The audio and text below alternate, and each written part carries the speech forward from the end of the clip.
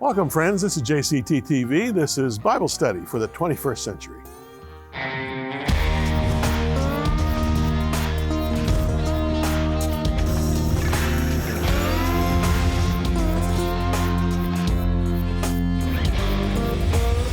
Well, friends, this program, we start the Gospel of Mark. Hard to believe, but that's what's happening. But before we get to that, I have Bill Webster back, Dr. Bill Webster, who is a world-renowned expert on grief.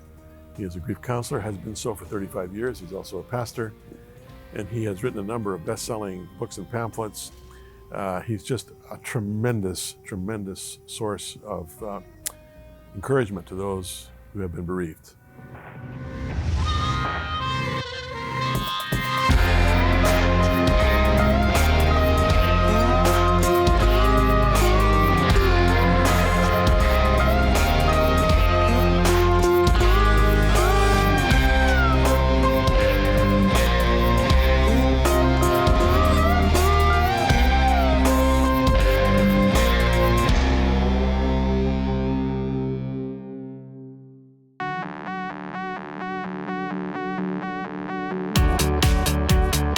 Jim Cantelon Today is a program dedicated to the teaching of the good news of Jesus Christ. This all through the Gospels of Matthew, Mark, Luke, and John. JCT also brings to you encouraging testimonies and stories from Christian leaders all over the globe. If this program has added value to your life, would you please consider becoming a partner? To do so, simply contact us by phone, mail, or online.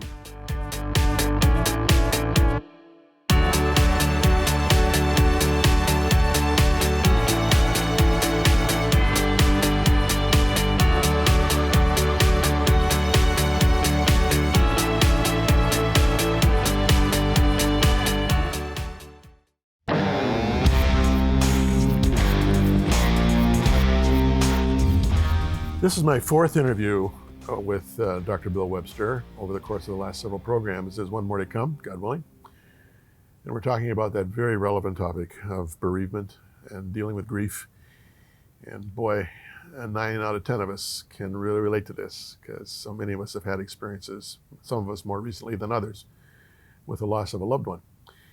So we've talked about Bill losing his first wife after 11 years of marriage to a sudden heart attack. We've talked about his being a single parent for 10 years and then remarrying, and then losing his 42-year-old son to a freak accident just a little over a year ago.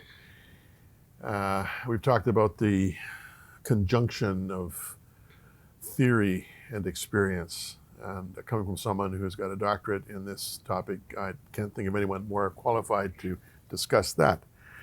But I think we do need to talk a little bit about the theory, Bill, because you've written about it so extensively and you have written so well about it. But let me just start with this before we get into maybe some of the phases people go through. How do you help someone who's just been bereaved? How do you help them? How do you make a difference in their lives? I think we talked earlier in an earlier program about the gift of presence. Yeah. I think you have to be there. Yeah. I think you have to be willing to listen. If you're doing more talking than listening, it's not as effective as you think. Yeah. I think we have to be willing to make offers of help. So many people say, if there's anything I can do, don't hesitate to let me know. And they mean well, but nobody's ever going to respond to that. So could I do this for you? Could I help look after the children? Could I drive you to the doctor's appointment? Could I bring a meal over? Could I do something? So ask about something specific. Yeah, offer something specific. Like it seems to me when somebody says, if there's anything I can do, don't hesitate to call. It's kind of like my thoughts and prayers are with you. Both don't mean much. Well, don't get me started on this thoughts and prayers thing. Well, I just got you started. Because that's Yeah, what you hear all the time. That's right, sure, you know, from absolutely. the press at least. That's right. Thoughts and prayers are with. It really started off after some of the tragedies have happened in North America, the shootings and the mass killings and so on. And politicians would send out thoughts and prayers. And it's actually become one of the most parodied statements that we've ever had. And now thoughts and prayers. Now, let's not knock thoughts and prayers. Right. Because we believe that people, they need our thoughts, they like our thoughts, and we believe in prayers. So why has it become parodied? Here, I think, here's the difficulty with thoughts and prayers. The difficulty with thoughts and prayers is that people delude themselves into thinking that thoughts and prayers are enough. Yeah. Thoughts and prayers must be tied to actions.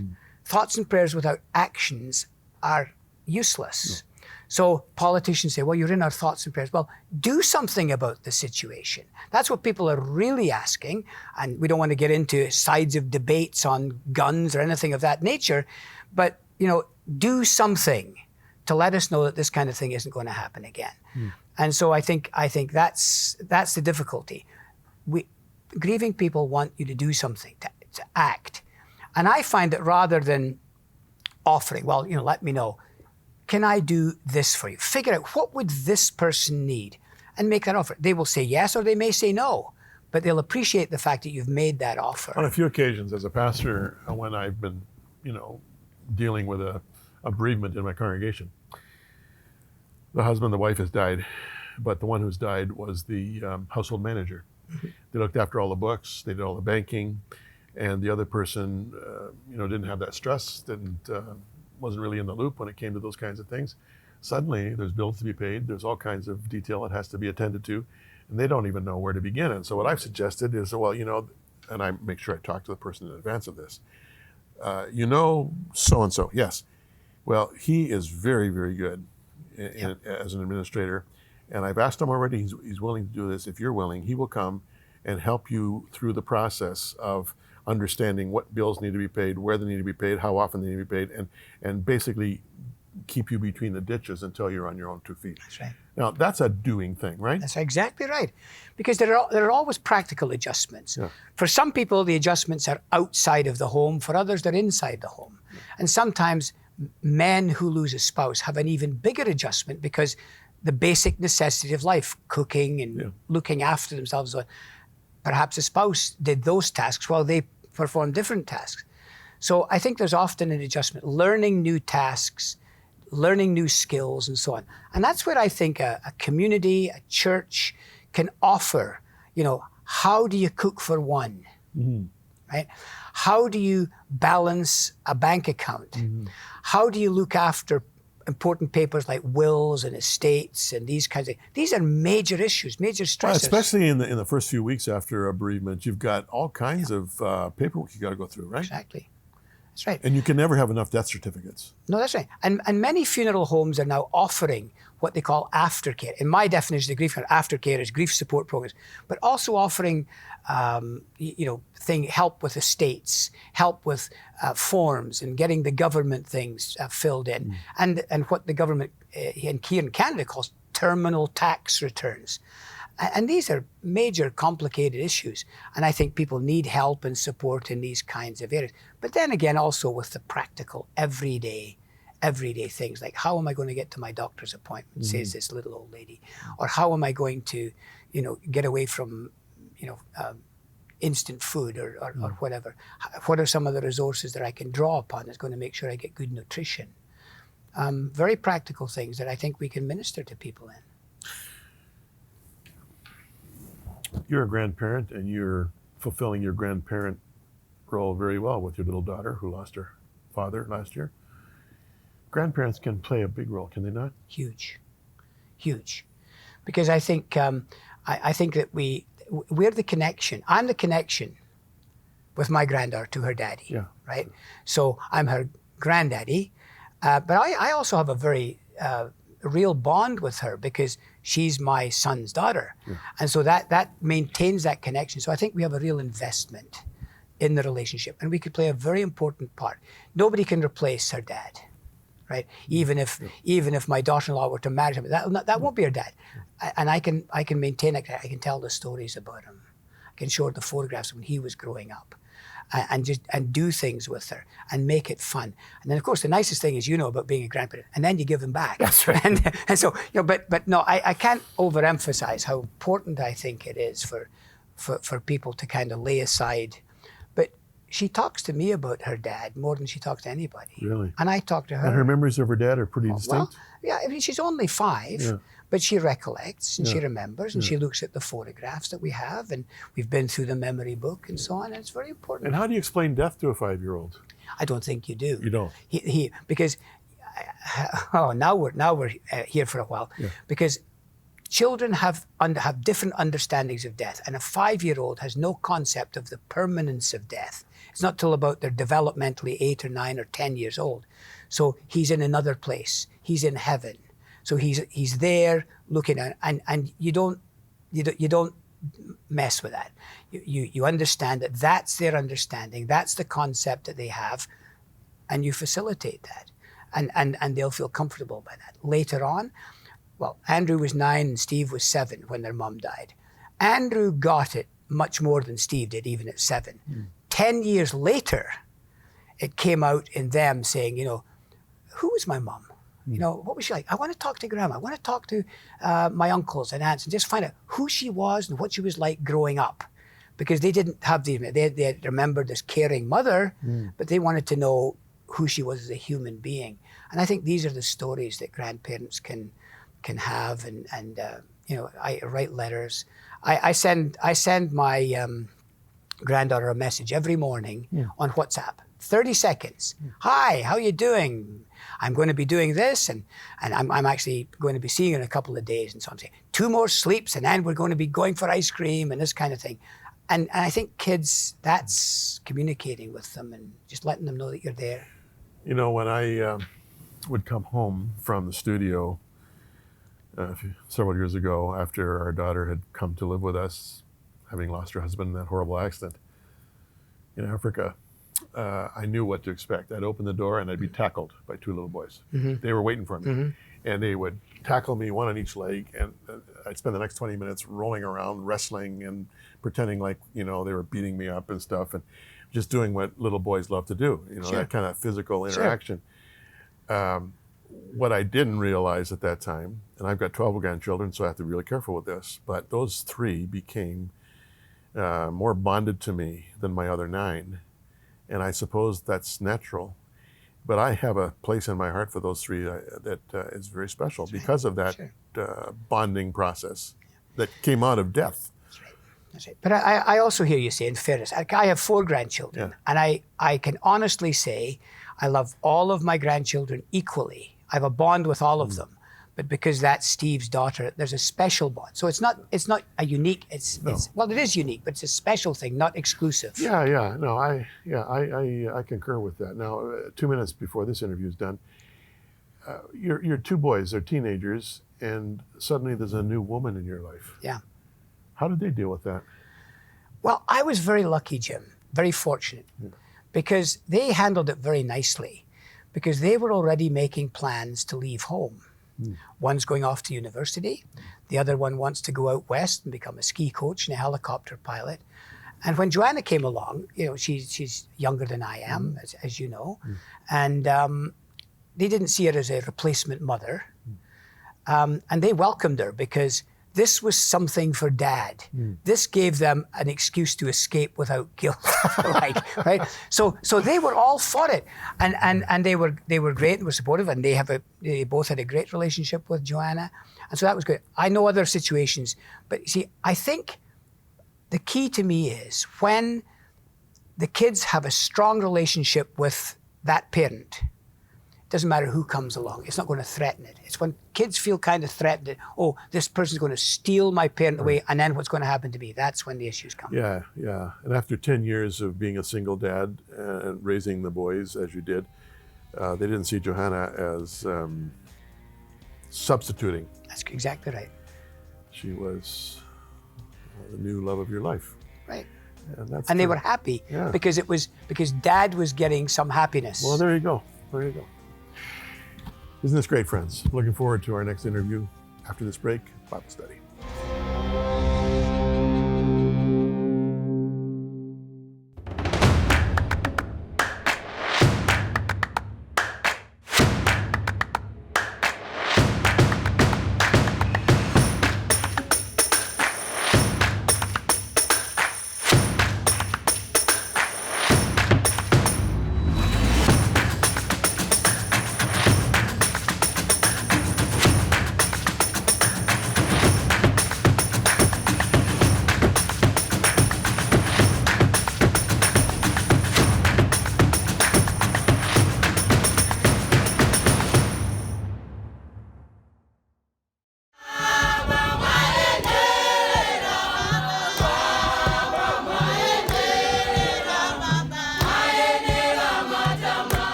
JCT TV is the official voice of WOW, working for orphans and widows. Jim Cantelon is the founder of WOW and has been ministering to orphans and widows in distress for 18 years. WOW's focus is home-based care for the dying. The horizon is vast, with thousands of the least of these in Africa and India. WOW depends on your generous support. To do so, simply contact us by phone, mail, or online.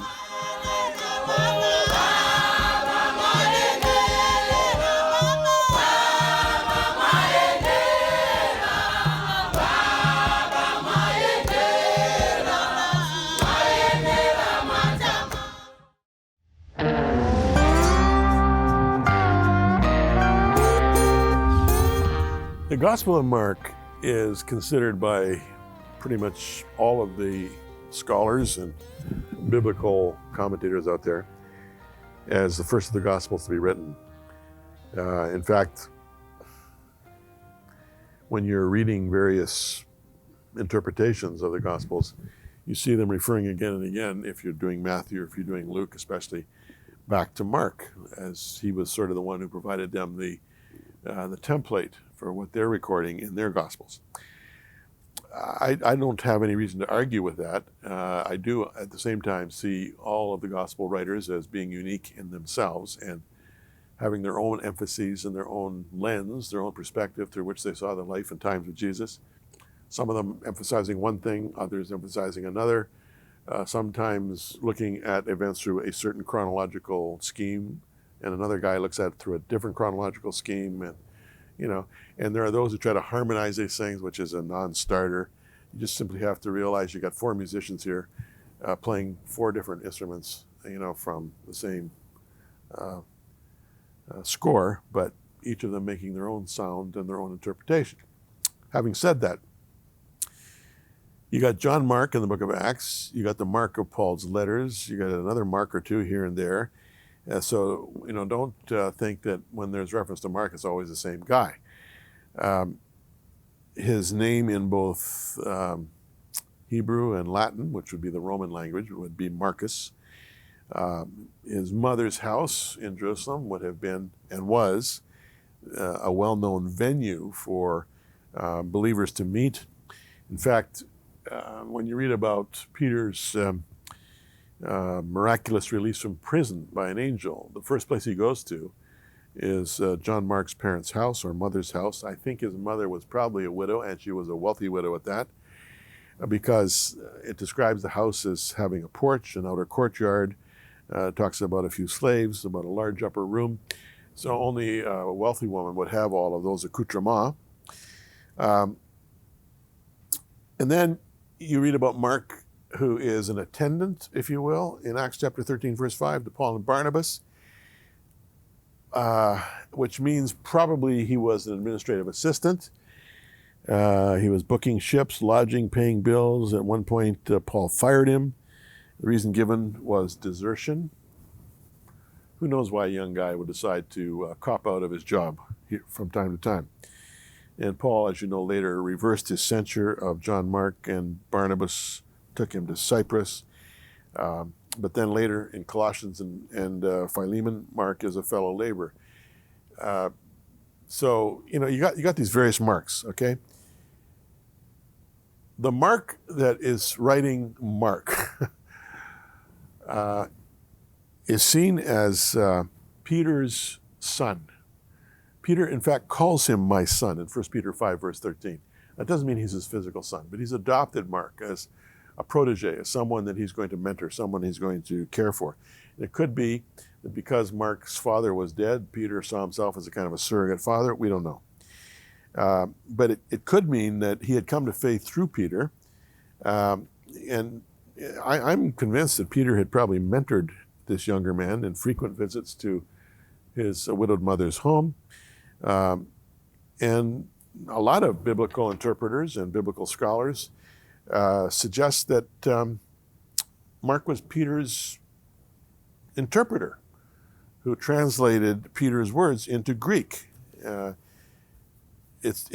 Mark was very proficient in the Greek language, and he writes beautifully in the Greek language. Peter, being a fisherman from Galilee, probably couldn't write Greek, Maybe he could speak a bit of it, but Mark was proficient. So the common view is that Mark wrote while Peter dictated. He was almost like a recording secretary. And so in a sense, you can say that the Gospel of Mark is really Peter's gospel, but it's not identified as such. It's identified as the Gospel of Mark. So when we look at Mark, we can say, well, it could be the same guy who served Barnabas and Paul and Peter, or maybe he was serving only Peter. I'm not going to be dogmatic about it. The point is, he has played a critical role in the history of Jesus' life and ministry. Now, a few general observations. In early history, Mark as a gospel was seen as relatively minor. Augustine saw it as merely an abbreviation of Matthew. He thought it was rough and inelegant in its style. But because it was an early record, it was considered to be of great value, although the view was it was probably written for Gentiles, not for Jews. But over time, it began to be seen as perhaps the first gospel written, providing the later gospel writers valuable draft material, if you will. And as I say, it was probably written in Greek. The last 12 verses of Mark are seen as an independent index, or appendix, I should say, by many. Most scholarship does not see the last 12 verses as truly being from Mark. And there are some versions of the Bible that don't even include it, or they put it in parenthesis. Your Bible probably does that. But the gospel, as we know it, was probably in circulation by the early second century. So we're talking about early publication, early circulation.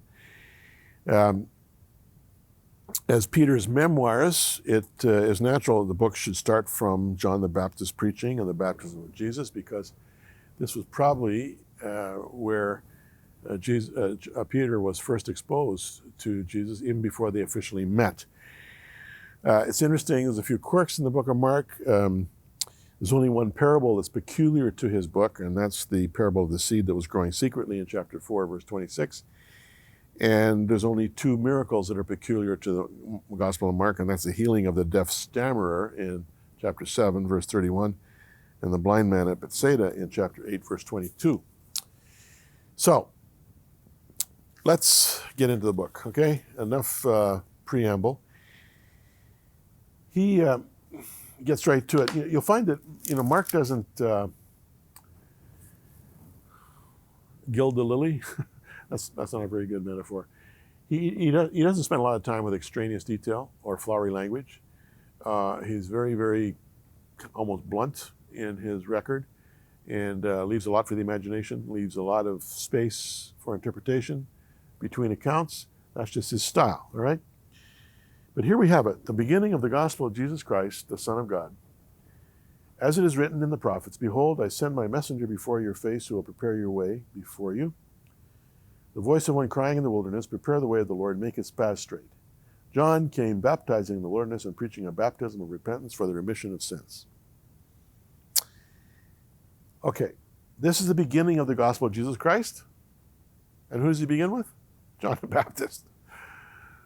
He does it because John was preparing the way. Now, as you know, John the Baptist was Jesus' cousin. He was about 6 months older than Jesus. But you remember the story of Elizabeth and Mary escaping Nazareth for a number of months to live with her cousin Elizabeth in Encarum. By the way, I have a grandson who was born in Encarum, which is a kind of a suburb now of Jerusalem. Beautiful, beautiful area. But he is the forerunner, as we'll see, the one who basically announces that Jesus is coming. But this is the gospel of Jesus Christ, but a messenger has to come, first of all, to, if you will, set the stage. And behold, I send a messenger before your face who will prepare your way before you, is a reference to Isaiah 40, verse 3, if you want to check that out, Isaiah 40, verse 3. Okay. So, Mark starts with John the Baptist and Jesus. Let's carry on here. Then all of the land of Judea and those from Jerusalem went out to him, that is to John, and were baptized by him in the Jordan River, confessing their sins. Now John was clothed with camel's hair and with a leather belt around his waist. He ate locusts and wild honey. And he preached, saying, "There comes one after me who's mightier than I, whose sandal strap I am not worthy to stoop down and loose. I have indeed baptized you with water. He'll baptize you with the Holy Spirit." It came to pass in those days that Jesus came from Nazareth of Galilee and was baptized by John in the Jordan. And immediately coming up from the water, he saw the heavens parting, the Spirit descending upon him like a dove, and then a voice from heaven, "You are my beloved Son, in whom I am well pleased." So, the opening scene of the drama begins. And I'm going to leave you hanging there because our time is up for this teaching segment. But this is going to be a great study in Mark. You hang in there with me. We've got a long way ahead.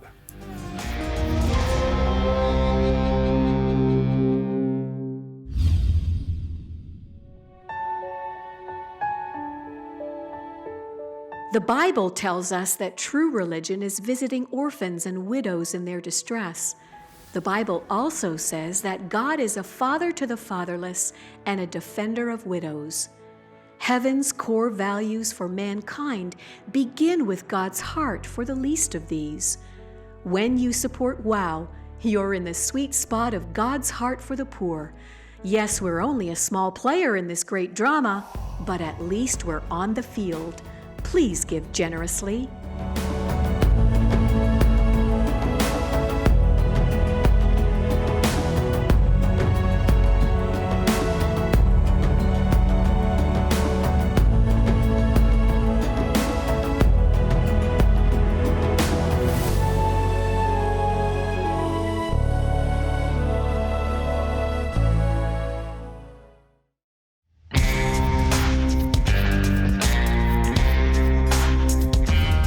Remember, friends, Jim Cantelon today is the official voice of WOW, Working for Orphans and Widows. You see it promoted on the program. And when you support JCT, you're supporting WOW and vice versa, a ministry to orphans and widows in their distress in various parts of Africa and now India. And I'm honored to be able to do it. When you support us, why don't you ask for now? Mark, can you believe it? Here's a new tranche out of Mark. This is the first half of Mark. The second one will be coming out soon. But you can order this and we'll send it to you free of charge, of course. But we certainly look for your support, your generous support of both JCT and WOW. Supporting one, you're supporting the other. And together we're supporting the least of these, those who are in greatest vulnerable need.